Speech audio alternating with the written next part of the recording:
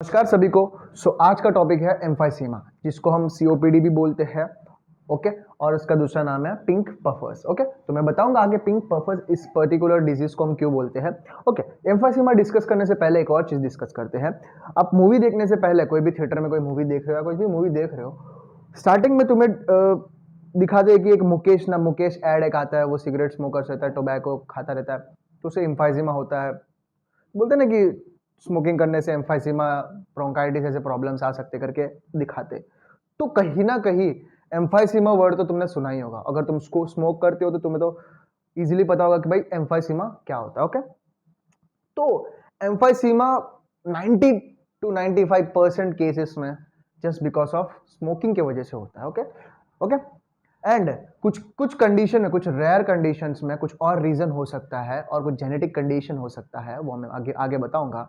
Okay, तो emphysema में क्या होता है कि अ, ये अपना ब्रोंकियल ट्री है। ओके, ट्रेकिया से लेकर नीचे एल्विले तक। ओके, तो क्रोनिक ब्रोंकाइटिस में क्या होता है कि जो primary, secondary, tertiary bronchi, terminal bronchi, जो टर्मिनल ब्रोंकाई से ऊपर वाला पार्ट है, वहां पे अगर कोई ऑब्स्ट्रक्शन हो रहा है, वहां पे कोई ऑब्स्ट्रक्शन हो रहा है, कोई इन्फ्लेमेशन हो रहा है, एक्सेसिव म्यूकस की वजह से ऑब्स्ट्रक्शन हो रहा है उस पर्टिकुलर एरिया पर, एयर अंदर आ रहा है, आ पा रहा है, मगर एयर जो है अंदर एक्यूमुलेट हो रहा है, ट्रैप्ड हो रहा है, मगर बाहर नहीं जा पा रहा है, तो उस कंडीशन को बोलते हैं क्रोनिक ब्रोंकाइटिस। तो क्रोनिक ब्रोंकाइटिस तो ब्रोंकियल्स में देखने को मिलता है। ओके, तो टर्मिनल ब्रोंकाइटिस मतलब यहां से लेके यहां तक जो है वो क्रोनिक ब्रोंकाइटिस। अब तुम सोचोगे मैं क्रोनिक ब्रोंकाइटिस क्यों बता रहा हूं, क्योंकि क्रोनिक ब्रोंकाइटिस एंड एम्फाइसीमा का हम को एग्जिस्टेड, मतलब सीओपीडी कभी भी हम पढ़ते हैं तो सीओपीडी ही पढ़ते हैं। ओके, सीओपीडी ही पढ़ते हैं, क्योंकि सीओपीडी के अंदर दो डिजीज आते हैं। मैंने यहां लिखा है क्रोनिक ब्रोंकाइटिस एंड एम्फाइसीमा। तो दोनों डिजीज जो होते हैं वो को एग्जिस्ट करते हैं। किसी को क्रोनिक ब्रोंकाइटिस है तो एम्फाइसीमा भी हो सकता है, क्योंकि वो क्रोनिक ब्रोंकाइटिस उसमें मोस्टली स्मोकिंग की वजह से ही हुआ होगा, क्योंकि ये दोनों डिजीजेस जो है वो कॉमन कॉज जो है वो रखते हैं, वो है स्मोकिंग। स्मोकिंग एयर पोल्यूशन की वजह से या गांजा फूकने की वजह से, कुछ ऐसे कंडीशन की वजह से ये दोनों होते हैं। तो इसीलिए हम इन दोनों को एग्जिस्ट, मतलब साथ में ही पढ़ना पड़ता है। ओके, और मगर टर्मिनल ब्रोंकाई की जो नीचे वाला पार्ट है, वहां पे कुछ प्रॉब्लम हो रहा है, वहां पे एयर ट्रैप हो रहा है, वहां पे कुछ दिक्कत की वजह से, यहाँ का कोई वॉल, यहाँ पे दिक्कत होने की वजह से तुम्हें एयर जो है अंदर ट्रैप हो रहा है, ऑब्स्ट्रक्शन हो रहा है, जो भी एयर अंदर आ रहा है वो पूरी तरीके से बाहर एक्सहेल नहीं हो पा रहा है, उस कंडीशन को बोलते हैं एम्फाइसीमा। ओके, तो एम्फाइसीमा कहाँ देखने को मिलता है वो भी वापस डेफिनेशन के थ्रू पढ़ेंगे। एम्फाइसीमा एक इरिवर्सिबल प्रोसेस, अगर एक बार हुआ तो इसको वापस इरिवर्सिबल नहीं होगा। एंड परमानेंट डायलेशन और enlargement of the air spaces, permanent dilation होगा। ध्यान से सुनिए, डेफिनेशन में ही सब कुछ छुपा है। ओके, परमानेंट डायलेशन, जो नॉर्मल इसका शेप था, जो नॉर्मली अपने ब्रोंकियल ट्री के जो स्ट्रक्चर होता है वो इलास्टिक टिश्यू से बना होता है। वो जैसे ही एयर अंदर आता है वो ऐसे फूल जाता है। ओके, फूल जाता है फुग्गे की तरह, और फिर जैसे ही फिर वापस वो रिकॉइल हो जाता है अपने वापस नॉर्मल स्टेज, जैसे ही तब वो एयर जो है अपने उस पर्टिकुलर टाइम पे गैस एक्सचेंज होकर जो CO2 जो है वो बाहर चला जाता है। ओके ओके ओके, तो इसमें क्या होता है कि जो परमानेंट डायलेशन और enlargement of the air spaces distal to the terminal bronchi, जो टर्मिनल ब्रोंकाई है उसके डिस्टल पार्ट, टर्मिनल ब्रोंकाई के डिस्टल पार्ट में जो भी है, एंड वहां पे क्या हो रहा है कि परमानेंट डायलेशन हो रहा है। जो भी ये वॉल्स है, जो भी ये सेप्टा है, जो क्या ये सेप्टास होंगे, इस तरह सेप्टास, ये पूरे डिस्ट्रक्ट हो जाते हैं। ओके, ये पूरे सेप्टास जो है डिस्ट्रक्ट हो जाती है। इसमें इसका जो इलास्टिक टिश्यू है, इसका जो रिकॉइलिंग टेंडेंसी है वो पूरी खत्म हो जाती है। ओके, ये सारे इलास्टिक जो है वो पूरे खत्म, ब्रेक डाउन हो जाते हैं just because of smoking. Okay, तो उस कंडीशन को बोलते हैं। And accompanied by destruction of the walls of the dilated air spaces, जो वॉल्स उसको उसमें डिस्ट्रक्शन, वो पूरे डिस्ट्रक्ट हो जाते हैं, उस कंडीशन को बोलते हैं emphysema. The alveoli permanently enlarge, जो एल्विलाई है वो परमानेंटली एनलार्ज हो जाते हैं। ओके, जो जिस बोलते हैं रबड़ की एक इलास्टिसिटी होती है, उस इलास्टिसिटी के ज्यादा हम खींचा जाएंगे तो उसकी पूरी इलास्टिसिटी जो है वो खत्म हो जाती है। तो वही, तो इतना स्मोकिंग करने की वजह से इसकी पूरी इलास्टिसिटी खत्म हो जाती है। जो एयर अंदर आता है वो उधर ही ट्रैप्ड रह जाता है। ओके, तो वो फूला रह जाता है, वो पूरी तरीके से रिकॉइल नहीं हो पाता, थोड़ा ही हो पाता है recoil. Okay, the alveoli permanently enlarge and lost the elasticity and results in difficulty in exhaling. Okay, easily inhale तो हो जाएगा बट एक्सेलिंग में दिक्कत हो जाएगी। एक्सेल करने के लिए रिकॉइल टेंडेंसी होना जरूरी है। Okay, because of the recoil tendency of alveoli is lost. तो स्मोकिंग की वजह से इतना खतरनाक चीज हो सकता है, जो पूरे वॉल, जो सेप्टल वॉल, सेप्टा जो है वो पूरा ब्रेक डाउन हो सकता है, जो वॉल जो है वो पूरा ब्रेक डाउन हो जाता है। तो इस कंडीशन को बोलते हैं एम्फाइसीमा।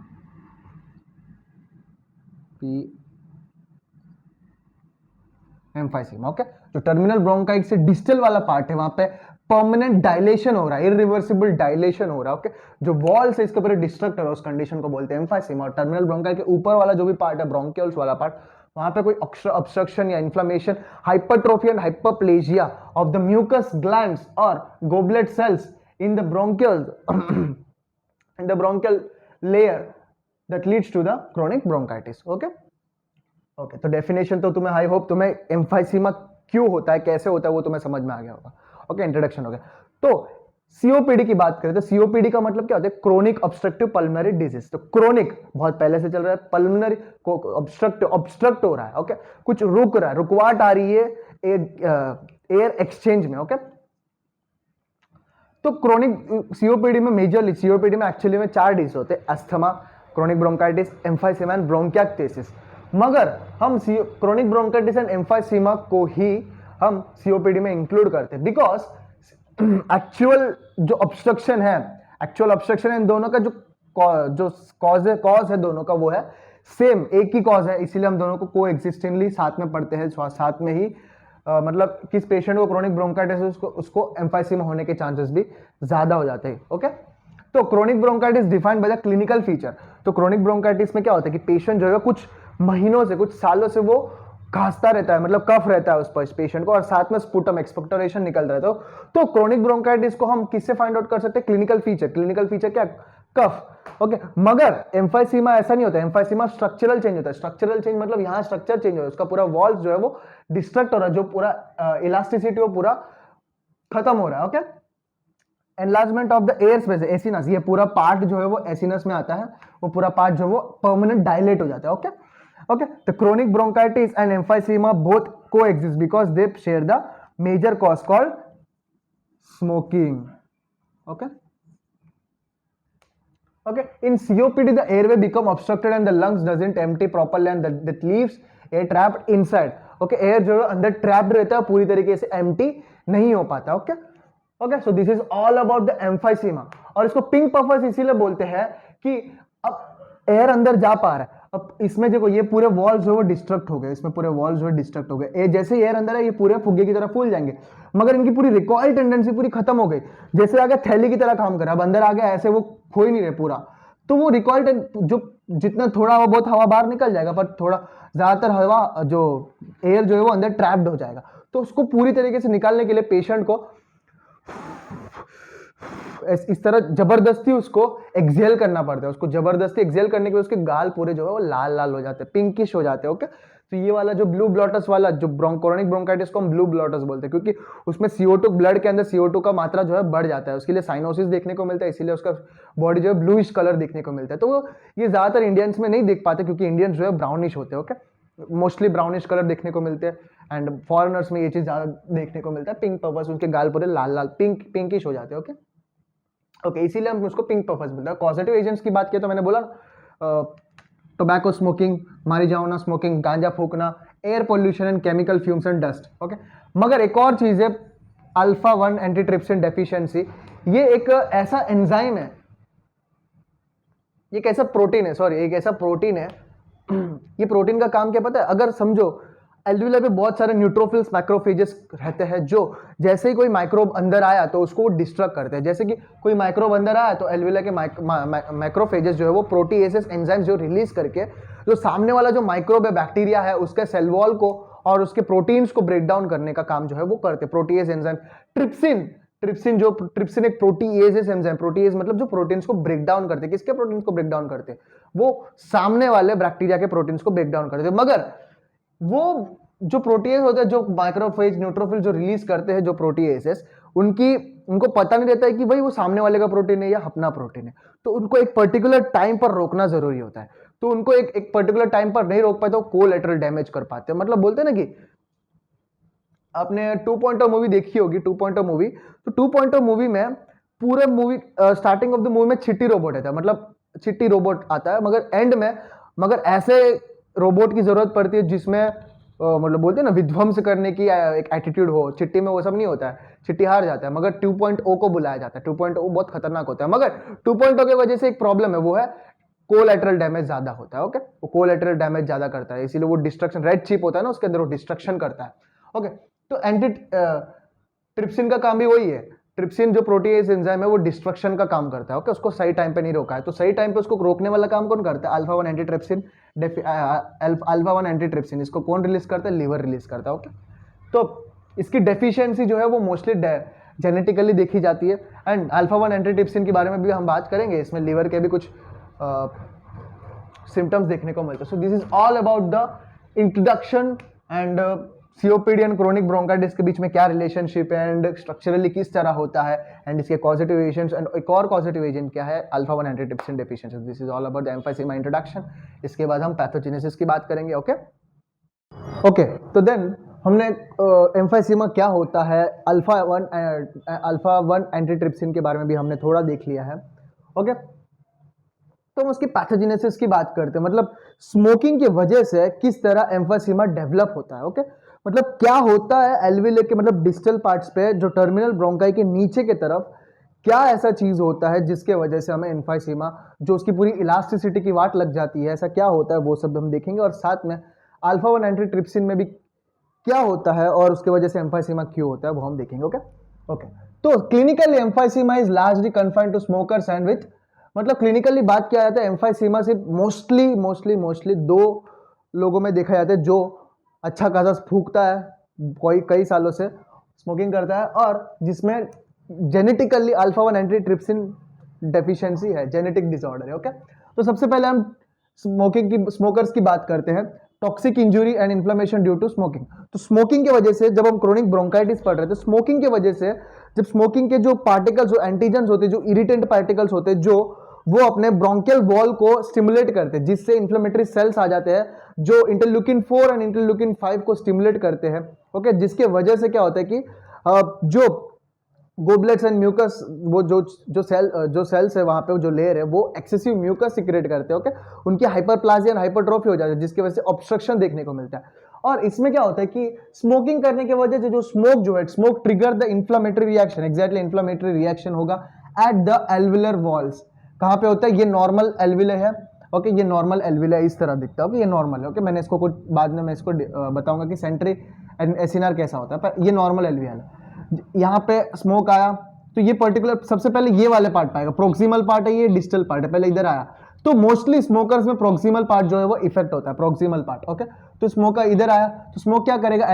इन्फ्लेमेटरी रिएक्शन करेगा, एल्विलर वॉल्स को इफेक्ट करेगा। Inflammatory reaction attracts the various immune cells, बहुत सारे इम्यून सेल्स को बुलाएगा, neutrophils, macrophages, which release inflammatory chemicals या cytokines like leukotriene B4 and interleukin 8 and tumour necrotic TNF alpha, tumour necrotic factor alpha, as well as the proteases. ये important है, mostly इनके वजह से जो है हमें एम्फाइसीमा जो है वो देखने को मिलता है।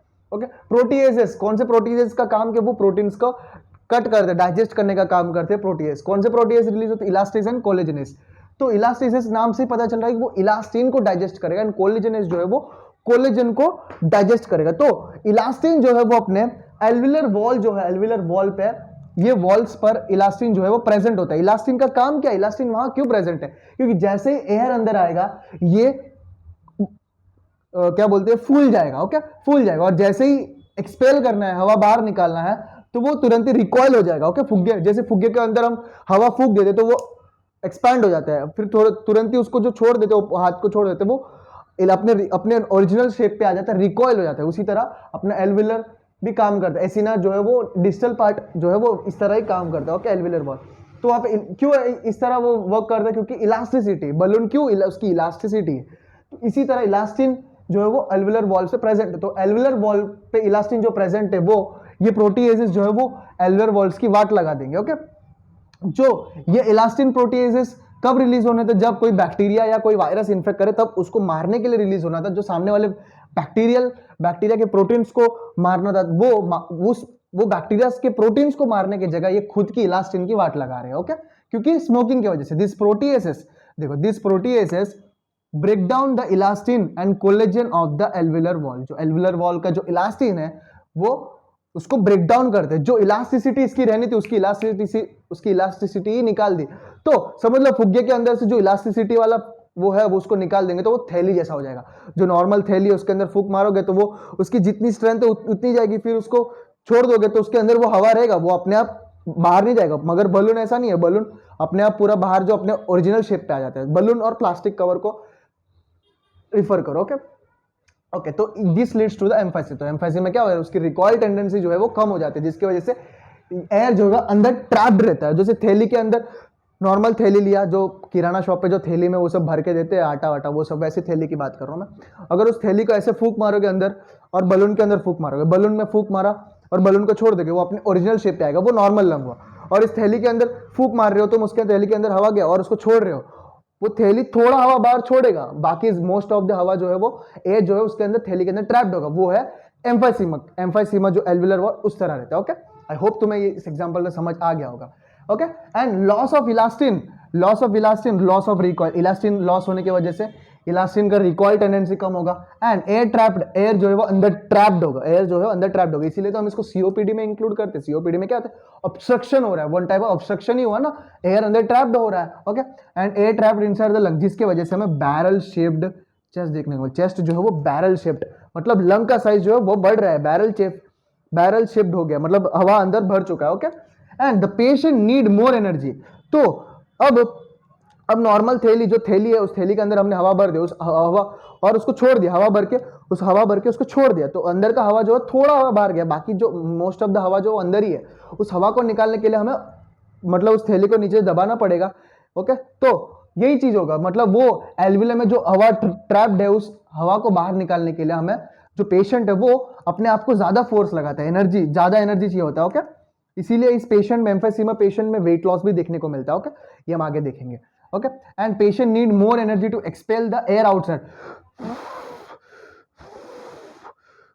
इस तरह वो हवा जो है वो जबरदस्ती बाहर निकालता है। ओके एंड इसीलिए इस तरह बार बार करने के वजह से उसके गाल जो है वो लाल हो जाते हैं, उसका फेस गाल जो है वो लाल दिखने को मिलते हैं, लाल और पिंक कलर के वजह से हो जाते हैं, इसीलिए हम इसको पिंक पफर्स बोलते हैं। होप तुम्हें समझ में आ गया होगा। एंड सेकेंड वन जो है वो अल्फा 1 एंटीट्रिप्सिन डेफिशिएंसी, एक जेनेटिक डिसऑर्डर है। सबसे पहले मैं अल्फा एंटीट्रिप्सिन के नॉर्मल फंक्शन की बात करते हैं। जैसे अपने बॉडी में अपनी एल्वियले में कोई बैक्टीरिया आया, तो एल्वियले में बैक्टीरिया आया, ओके तो यहाँ पे मैक्रोफेजेस है, उसके मैक्रोफेजेस क्या करेंगे, उस बैक्टीरिया को मारने के लिए, मैंने बताया अभी, बैक्टीरिया को मारने के लिए अपना जो केमिकल प्रोटीएजेस है वो रिलीज करेंगे। तो प्रोटीएजेस क्या करेंगे, सामने वाले बैक्टीरिया के प्रोटीन्स के सेल वॉल को ब्रेक डाउन करेंगे और उसको मार देंगे, ब्रेक डाउन करेंगे, उसके डेब्रिस को वो मैक्रोफेजेस आके आके खा जाएंगे उसको, ओके डाइजेस्ट कर देंगे। मगर वो डाइजेस्ट कर लेंगे, जो प्रोटीएस वाला एक्शन है, जो प्रोटीएस वाला एक्शन, जो बैक्टीरिया को जैसे ही मार दिया उसको आके रोकना पड़ेगा। ओके जैसे 2.0 मूवी में लास्ट में आके उसको रोक देता है अपना वसीकरण डॉक्टर, तो उसी तरह उसको रोकना पड़ता है। उसको रोकने वाला काम जो अपना अल्फा एंटीट्रिप्सिन करता है। ट्रिप्सिन के उल्टा काम करता है, ट्रिप्सिन को रोकता है। ओके तो जो रोकने वाला नॉर्मली अपनी लंग जो है वो बैक्टीरिया के साथ, बैक्टीरिया जो नॉर्मली आते रहते हैं अपने लंग्स के ऊपर, जो हम लंग्स, इसीलिए तो लंग में बहुत सारा इम्यून मैकेनिज्म जो है प्रेजेंट रहता है। ओके तो उस एंटीट्रिप्सिन की कमी हो गई, तो एंटीट्रिप्सिन की कमी हो गई, बैक्टीरिया जा रहा है, प्रोटीएजेस रिलीज होकर मार रहे बैक्टीरिया को, मगर वो प्रोटीएजेस अपना काम बंद ही नहीं कर रहे, अपना काम जो है वो मारने का काम जो है बंद ही नहीं कर रहे। बैक्टीरिया के प्रोटीन सब डिस्ट्रॉय कर दिए, फिर भी अपना काम नहीं रोक रहे। अब कौन से प्रोटीन्स की वाट लगा रहे हैं, जो खुद के प्रोटीन, जो एल्वियोलाई वॉल के जो इलास्टिन प्रोटीन है उन सब की वो वाट लगा रहे हैं। इसके वजह से वहां पे इलास्टिसिटी जो है वो खत्म हो जाती है। तो इससे हमें पता चला कि it inhibits the action of trypsin, जो ट्रिप्सिन का काम है उसको रोक देता है। ओके प्रोटीएज, ट्रिप्सिन एक प्रोटीएज है। Okay and at a particular time after the infection के होने के बाद, एक पर्टिकुलर टाइम के बाद एंटीट्रिप्सिन रिलीज होकर वो ट्रिप्सिन का काम, मतलब प्रोटीएजेस के काम को बोलेगा कि भाई हो गया तेरा काम, तो चला जा। Okay and deficiency of this protein, जो एंटीट्रिप्सिन डेफिशिएंसी में देखने को मिलेगा, leads to the excessive digestion of the elastin. तो ये प्रोटीन जो रोकने वाला नहीं रहेगा तो अपना काम करता ही रहेगा। ओके जो रोकने वाला नहीं रहेगा तो वो अपना काम करता ही रहेगा, तो इलास्टिन को पूरा डाइजेस्ट कर लेगा। इलास्टिन को डाइजेस्ट करने की वजह, जिसकी वजह से एम्फाइसीमा, तो एम्फाइसीमा स्मोकिंग की वजह से ही नहीं, अल्फा 1 एंटीट्रिप्सिन की वजह से भी डेवलप होता है। अगर अल्फा 1 एंटीट्रिप्सिन डेफिशिएंसी जो पेशेंट अगर स्मोक भी नहीं करता हो, फिर भी उसको एम्फाइसीमा डेवलप होने के चांसेस रहते हैं। Okay so this is all about the pathogenesis of emphysema. तो हम डिफरेंट टाइप्स ऑफ एम्फेसिमा, एम्फेसिमा एक स्ट्रक्चरल चेंजेस करता है, कहा एल्विलर वॉल्स पे स्ट्रक्चरल चेंजेस करता है, मगर क्रोनिक ब्रोंकाइटिस जो है वो क्लिनिकल कंडीशन में, क्लिनिकल फीचर्स में चेंजेस आते हैं, जैसे कि कफ एक्सपेक्टोरेशन दिखने को मिलता है, मगर यहाँ पे स्ट्रक्चरल चेंजेस। तो स्ट्रक्चरल चेंजेस में भी कुछ टाइप्स है। सबसे पहला सेंट्री एसिनर और सेंट्री लोब्यूलर एम्फेसिमा, तो नाम से ही पता चल रहा है ये अपना नॉर्मल एल्विला है जो एसिनार है। ओके, तो इसमें क्या होता है, सेंट्री में क्या होता है कि जो ये टर्मिनल ब्रोंकाई है, ये रेस्पिरेटरी ब्रोंकाइल है, ये एल्विलरी डक्ट है। ओके, ये जो है एल्विलरी सैक है। ओके, तो ये यहाँ पे सेंट्रल वाले पार्ट पे क्या होता है, जो इलास्टिसिटी जिसकी किसकी डैमेज हो जाती है, इधर इसकी,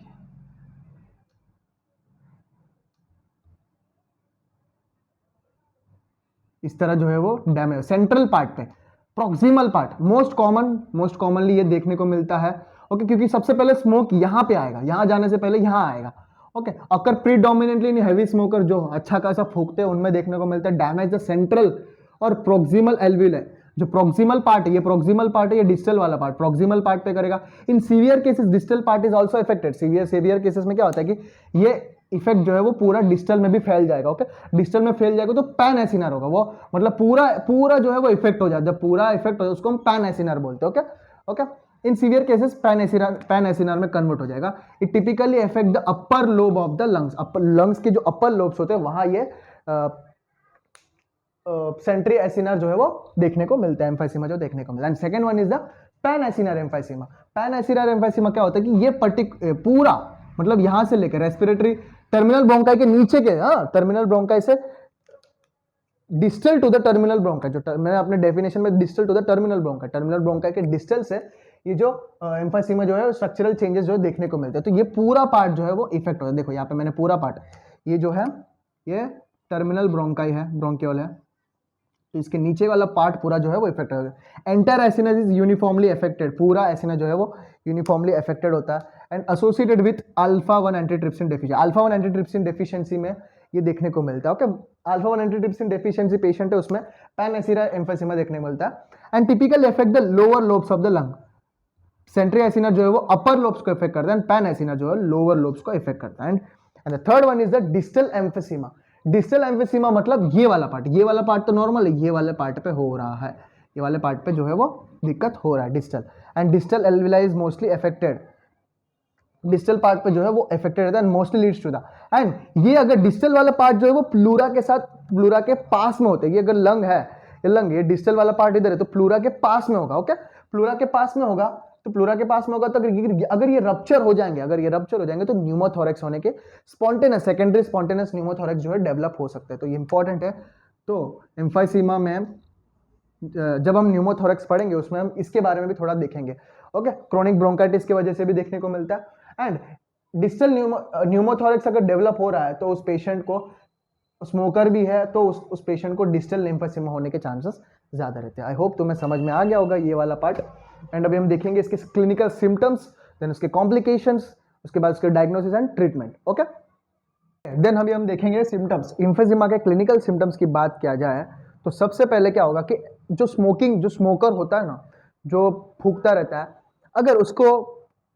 अगर समझ लो उसको हम बोले कि भाई जाके एक दौड़ लगा के आ, ग्राउंड के चारों ओर दौड़ लगा के आ, या कुछ ऐसा काम दिया कि बोला कि 12 माले तक चढ़, तो वो ऐसा एक्सरसाइज वाला काम किया है जो लंग्स को, अभी तुम दौड़ रहे हो तो तुम्हारे लंग्स पे कितना प्रेशर आता है, तो लंग्स को कितना फास्टली तुम्हें लंग्स को कितने जोर से वर्क करना पड़ेगा ताकि तुम्हें दैट लेवल ऑफ एनर्जी, उतना ज़्यादा ऑक्सीजन लेना पड़ेगा, उतना ज़्यादा एनर्जी जो है रिक्वायरमेंट होगी तुम्हें दौड़ने के लिए, कुछ मतलब उस काम को पूरा करने के लिए। ओके, तो जब भी ऐसा कोई एक्सेशनल काम होगा, long history of slowly increasing severe exertional dyspnoea, जब मतलब धीरे धीरे जब वो ऐसे एक्सरसाइज वाले काम करेगा, ओके, तब उसको सांस मतलब डिस्निया, ब्रीथलेसनेस देखने को मिलेगी। वो चेस्ट पकड़ के बैठ जाएगा उधर कि भाई मेरे से नहीं होगा करके, तो स्मोकर्स में देखने को मिलता है। Okay, and use of accessory muscles तो आई होप तुम्हें पता होगा एनाटॉमी में, scalene muscle, sternocleidomastoid muscle, trapezius muscle, pectoralis major and external intercostal muscles. Okay, तो these are the accessory muscles. तो ये सारे मसल्स को वो बंदा रेस्पिरेशन के लिए यूज करता है। Okay, and the patient exhale slowly through the pursed lips, ऐसे मैंने बताया अभी, इस तरह लिप्स करके वो इंक्रीज प्रेशर, अंदर अपना प्रेशर बनाता है ताकि कोलैप्स होने से बच सके, लंग्स को कोलैप्स होने से बच सके। ओके, ताकि लंग्स में देखो, अब लंग्स है, लंग्स में एयर आया, लंग्स में एयर आया तो फूलेगा, तो वो क्योंकि उसका इलास्टिसिटी चला गया तो वो रिकॉइल नहीं हो पा रहा है, तो अंदर ऐसे हवा भरता जाएगा तो वो फट जाएगा, कोलैप्स हो जाएगा। तो उस हवा को वो जबरदस्ती ऐसे लिप्स करके वो निकालता है उस हवा को, ताकि वो लंग्स कोलैप्स ना हो सके। ओके, इसकी वजह से उसके चेहरा जो है वो पिंकिश कलर देखने को मिलेगा, पिंक पफर्स बोलते हैं। ओके, अब ये तीसरी बार बोल रहा हूं मैं, और ये पूरा लॉट ऑफ एनर्जी हवा को बाहर निकालने में वो डाल रहा है। एक बार तुम ट्राई करो, कितना ज्यादा एनर्जी इसमें जाता है। नॉर्मली तुम्हें पता नहीं चल रहा है कि वो एक्सेल हो रहा है आसानी से, मगर इस पेशेंट को, एम्फाइसीमा पेशेंट को, उसको जबरदस्ती एक्सेल करना पड़ता है, तब ज्यादातर एनर्जी उसमें जाता है, तो वेट लॉस भी देखने को मिलता है। Okay, progressive weight loss. Okay, and hypoxaemia, obviously hypoxaemia तो देखने को मिलेगा क्रोनिक ब्रोंकाइटिस में भी, एम्फाइसीमा भी। ब्लड के अंदर ऑक्सीजन की कमी हो जाएगी और CO2 जो है वो ब्लड के अंदर इंक्रीज हो जाएगा। तो ट्रीटमेंट में भी इसीलिए ऑक्सीजन थेरेपी जो है वो स्मोकिंग के सबसे पहले रखता है, oxygen therapy. Okay, and cough with small amount of sputum, cough जो है वो एंड स्टेज पे दिखने को मिलता है, मोस्टली देखने को नहीं मिलता है as compare to chronic bronchitis. अगर ओके, क्रोनिक ब्रोंकाइटिस में कफ ज्यादा प्रोडक्टिव, कफ ही मेन पॉइंट रहता है, बहुत महीनों से सालों से जिसको कफ रहता है स्पूटम भी निकालता है। ओके, और विंटर के टाइम पे वो सीवियर हो जाता है। Air trapping and hyper inflation, air trapping develop the barrel shaped chest, ये इंपॉर्टेंट है। ओके, उसका चेस्ट जो है, अगर समझो उसकी चेस्ट में ऐसे चेस्ट जो आगे की तरफ और पीछे की तरफ जो वो इंक्रीज हो जाएगा, क्योंकि अंदर एयर जो है वो ट्रैप हो रहा है, अंदर एयर जो भर रहा है, तो वो चेस्ट जो है वो आगे की तरफ और पीछे तरफ, मतलब एंटीरियर पोस्टीरियरली डायमीटर जो है वो इंक्रीज हो जाएगा, एंटीरियर और पोस्टीरियर के साइड से, आगे की तरफ से और पीछे की तरफ से जो है वो डायमीटर जो है इंक्रीज हो जाएगा। ओके, तो लंग्स में भी जब चेस्ट एक्सरे हम देखेंगे, चेस्ट एक्सरे की बात करें तब उसमें हाइपर इन्फ्लेशन देखने को, क्योंकि एयर जो है वो अंदर ट्रैप्ड हो चुका है। मैंने थैली वाला एग्जांपल भी दिया, अंदर एयर जो है ट्रैप्ड हो चुका है। ओके, और ये बुल्ले वाला मैं कंसेप्ट बताता हूँ आगे। तो अभी हम ये क्लिनिकल सिम्टम्स की बातें मेजरली यही दिखेंगे। ओके, एंड कॉम्प्लिकेशंस की बात करें तो न्यूमोथोरेक्स जो है वो सेकेंडरी स्पॉन्टेनियस न्यूमोथोरेक्स, जो सेकेंडरी स्पॉन्टेनियस न्यूमोथोरेक्स कैसे डेवलप होता है ये यहां देखो मैं बताता हूं। ओके, ये नॉर्मल लंग है जिसके सेप्टा सही से एकदम अच्छे से जो है इसका एल्वियोलाई सब एकदम परफेक्ट है, नॉर्मल लंग है। अब ये बंदा जो है वो स्मोकिंग कर रहा है, तो स्मोकिंग करने से, स्मोक के वजह से, इन्फ्लेमेटरी एक्शन की वजह से इसके इलास्टिन्स जो है वो डैमेज हो गए। ओके, इसके इलास्टिन्स जो है वो डैमेज हो गए, तो क्या होगा, एंड ऑफ द डे जो एल्वियोलाई जो है अपना शेप जो है वो चेंज हो गया, अपना शेप जो है वो चेंज हो गया, इसकी इलास्टिसिटी पूरी चली गई और इसके अंदर पूरा एयर जो है वो ट्रैप्ड हो रहा है, एयर जो है वो ट्रैप्ड हो रहा है। तो हम जब, इससे क्या होता है कि जब लिटिल अमाउंट ऑफ एयर जो है, जब लिटिल अमाउंट ऑफ एयर, जब ये रप्चर होता है, जब ये मोस्टली यंग एज में देखने को मिलता है, जब ये रप्चर होता है, लिटिल अमाउंट ऑफ एयर जो है वो रिलीज होता है, उस एयर पॉकेट को हम बोलते हैं ब्लेब। ओके, या बुल्ले। ब्लेब और बुल्ले में क्या फर्क होता है, ब्लेब जो है वो इंट्राप्लूरल, सब प्लूरल, प्लूरा के अंदर से प्लूरा के नीचे जो है वो देखने को मिलता है। बुल्ला मतलब लंग पेरेन्काइमा के वजह से, ये मतलब ये बुल्ला है जो मतलब एम्फाइसीमा के वजह से, उस बंदे को एम्फाइसीमा है, एम्फाइसीमा के वजह से,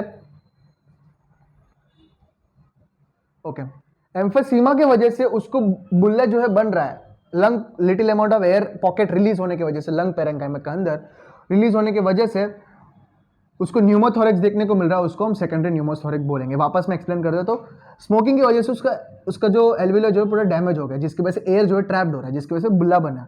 ब्लेब जो है वो, ब्लेब और बुल्ले के बीच में डिफरेंस ये है कि ब्लेब जो है वो सब प्लूरली डेवलप होता है और बुल्ले जो है वो लंग पेरेन्काइमा के अंदर जो एम्फाइसीमा की वजह से डेवलप होता है, मतलब ये बुल्ला है, बुल्ला जो डेवलप होकर सेकेंडरी न्यूमोथोरेक्स मतलब एयर जो है वो, ये अगर ब्लेब फट गया तो वो एयर जो है वो लंग्स के अंदर ट्रैप होता रहेगा। एयर अगर लंग्स के अंदर ट्रैप हो जाएगा तो वो, तुम्हें पता है न्यूमोथोरेक्स में क्या होता है, ऐसा।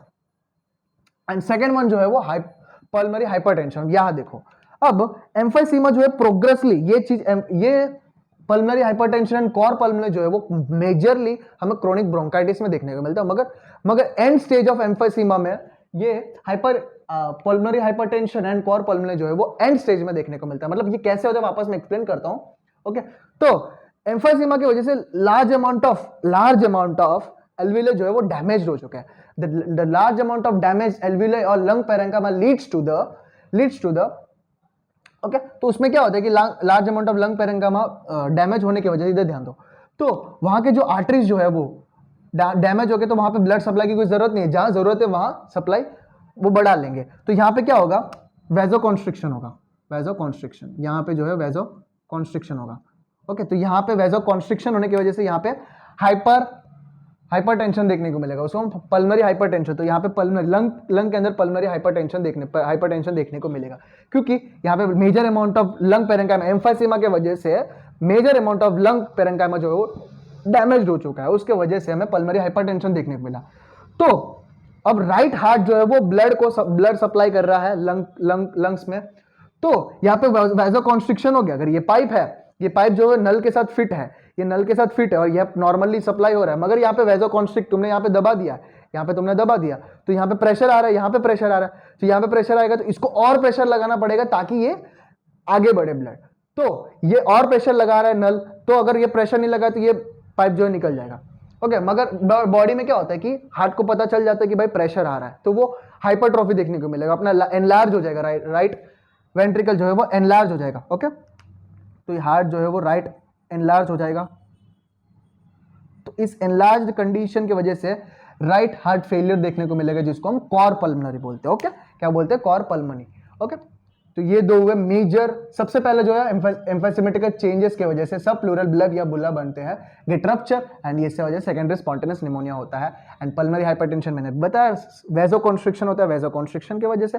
ओके, उसके बाद वेजो कॉन्स्ट्रिक्शन होने की वजह से जो ज्यादा प्रेशर राइट वेंट्रिकल पे आता है, राइट वेंट्रिकल पे आने पर वो ज्यादा अपना जो हाइपरट्रॉफी देखने को मिलता है, अपना साइज जो है बढ़ जाता है, जिसकी वजह से हमें राइट हार्ट फेलियर देखने को मिलता है। ओके, ये एंड स्टेज में एम्फाइसीमा में देखने को मिलता है। ओके, एंड अभी यहाँ पे कॉम्प्लिकेशन जो है, and third one is the respiratory failure due to the infection, recurrent infection की वजह से रेस्पिरेटरी फेलियर भी देखने को मिलता है। ओके, एंड अभी डायग्नोसिस की बात किया जाए, सबसे पहले स्पायरोमीटर। डायग्नोसिस में बहुत सारे हो सकते हैं, डायग्नोसिस में हम इनसे भी डायग्नोसिस कर सकते हैं कि पेन पर्पस, एक्सेशनल डिज्निया, एक्सेसरी मसल्स का यूज कर रहा है। Okay, hypoxaemia, cough, it's put barrel chest, ये सब क्लासिकल सिम्टम, इससे भी हम डायग्नोसिस कर सकते हैं। मगर स्पायरोमेट्री के थ्रू हम पल्मोनरी फंक्शन टेस्ट कर सकते हैं। इसमें क्या होता है कि ओके, फोर्स एक्सपिरेटरी वॉल्यूम इन 1 सेकेंड जो है वो 5 लीटर ऐसा कुछ होता है, एंड फोर्स्ड वाइटल कैपेसिटी जो है 4 लीटर तक होता है। नॉर्मली जो 80% होना था, नॉर्मली जो है 80% होना था, उससे वो 80% कम देखने को मिले। इससे तो उस कंडीशन को हम सीओपीडी कंडीशन के अंदर डालते हैं। अगर सीओपीडी कंडीशन इस बंदे को है तो हम फाइंड आउट करें कि वो स्मोकिंग कर रहा है कि नहीं। तो हम सबसे पहले ना एक चीज, 40 to 45 एज के बीच में, 30 to 45 एज के बीच में क्रोनिक ब्रोंकाइटिस देखने को मिलता है। एम्फाइसीमा जो है 55 के एज के टाइम पे देखने को मिलता है। मतलब तो सबसे पहले क्रोनिक ब्रोंकाइटिस होगा, देन द क्रोनिक ब्रोंकाइटिस को existing with develops into, and मतलब आगे जाके वो एम्फाइसीमा में कन्वर्ट हो सकता है। ओके, तो तुम फाइंड आउट कर सकते हो, उसके एज के हिसाब से तुम बोल सकते हो कि उसको क्रोनिक ब्रोंकाइटिस है, या एक्सरे के थ्रू बोल सकते हो हाइपर इन्फ्लेशन, बुल्ले देखने को मिल रहे तो हम एम्फाइसीमा के अंदर देख सकते हैं। एम्फाइसीमा बोल सकते हैं कि बुल्ले देखने को मिलते हैं। ओके, मैंने बताया बुल्ले क्या होता है, एयर पॉकेट्स होते हैं जिसके अंदर एयर भरा होता है। एयर क्यों आ जाता है, जिसके बाद क्योंकि वो अंदर एयर ट्रैप्ड होता है। ओके, एयर ट्रैप्ड होता है, इसकी वजह से हमें बुल्ले बनते हैं। ओके, लंग्स कैरिंग जो है वो सब चेस्ट एक्सरे में देखने को मिलता है। एंड हाइपोक्सेमिया, ऑक्सीजन का level, blood oxygen PO2 level जो है वो डिक्रीज हो जाता है, and residual volume and total lung capacity increase हो जाती है, क्योंकि एयर जो है वो लंग्स के अंदर ट्रैप्ड है, एयर जो है वो लंग्स के अंदर भर चुका है। ओके, इसकी वजह से हमें residual volume and total lung capacity जो है वो इंक्रीज देखने को मिलता है। So this is all about the diagnosis and treatment की बात किया जाए, एम्फाइसीमा पेशेंट को सबसे पहले क्या ही बोलेगा, भाई तो पीना बंद कर दे, फूकना बंद कर दे सबसे पहले, then oxygen therapy, okay, then inhaled bronchodilators जैसे कि बीटा एगोनाइट्स एंड एंटीकोलिजिनेट्स, एंड कॉर्टिकोस्टेरॉइड्स में corticosteroids and antibiotics to prevent a secondary infection, antibiotics देते हैं, एंड पल्मोनरी रिहैबिलिटेशंस भी इसमें अंदर ऑक्सीजन मतलब ब्रीथिंग एक्सरसाइज करवाते हैं वो सब। Okay, so this is all about the emphysema. I hope तुम्हें पूरा कंसेप्ट जो क्लियर हुआ होगा, सारा चीज़ मैंने इसमें ले लिया है। डिफरेंट टाइप, सबसे पहले हमने एम्फाइसीमा क्या होता है, ओके, इरिवर्सिबल प्रोसेस होता है, उसका पूरा एनलार्ज हो जाता है एल्वियोली जो है, एसिनार जो है वो एनलार्ज हो जाता है, distal to the terminal bronchiole पूरा एनलार्ज हो जाता है एसिनार, ओके। एंड इसमें डिफरेंट डिफरेंट टाइप्स देखे थे, centriacinar emphysema, panacinar, जो पूरा एसिना जो है वो हो जाता है, एंड डिस्टल जिसकी वजह से हम सेकेंडरी निमोनिया न्यूमोथोरैक्स देखने को मिलता है। एंड सिम्टम्स की बात किए थे, ओके, एंड इसके पैथोजेनेसिस की बात किए थे, okay. So this is all about alpha 1 antitrypsin deficiency, उसके भी बारे में बात किए। सो आई होप तुम्हें ये वीडियो पूरा समझ में आ गया होगा। इसके बाद एक बार बुक खोल के आप एक बार पूरा टॉपिक रीड कर जाइएगा, मेडिसिन की बुक या पैथोलॉजी की बुक खोल के। मेडिसिन की बुक से पढ़ोगे तो तुम्हें ये डायग्नोसिस एंड ट्रीटमेंट भी और डिटेलली समझ में आ जाएगा, ओके। सो एक बार बुक से रीड करिएगा, ओके। Thank you.